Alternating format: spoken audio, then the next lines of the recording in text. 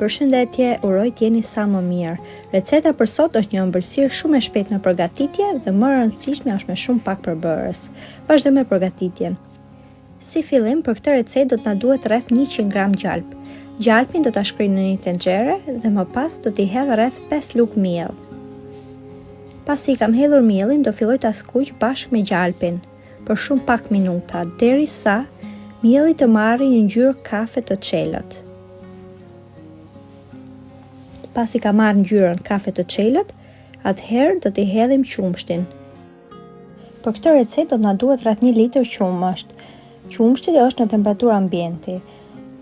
Qumshtin do ta hedhim pak nga pak duke e përzier vazhdimisht në mënyrë të tillë që mielli të mos krijojë kokriza. Zjerja duhet bërë në temperaturë shumë të ulët. Vazhdojmë ta përzijem vazhdimisht dhe do t'i hedhim dhe pjesën e mbetur të qumshtit.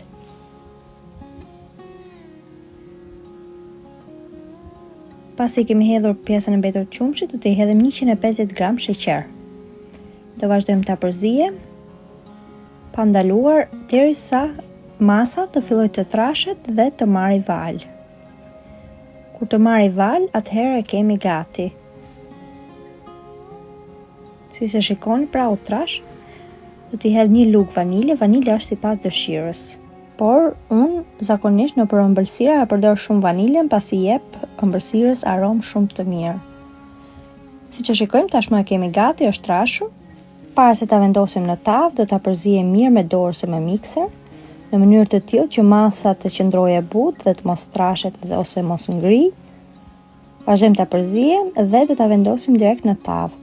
Tek tava kam hedhur pak ujë në mënyrë të tillë që budingu mos të ngjisi, por kur të jetë përfunduar të dali lehtë nga tava, e hedhim gjithë masën tek tava dhe do mundohemi ta sheshojmë.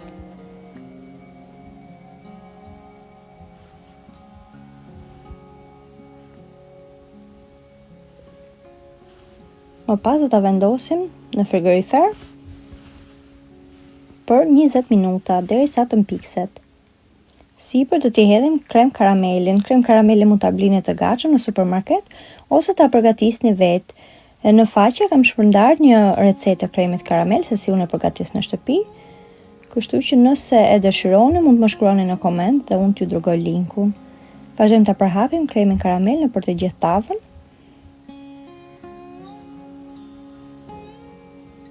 Unë po jap këto format për të dukur pak më mirë, por mund ta leni edhe thjesht. E presim.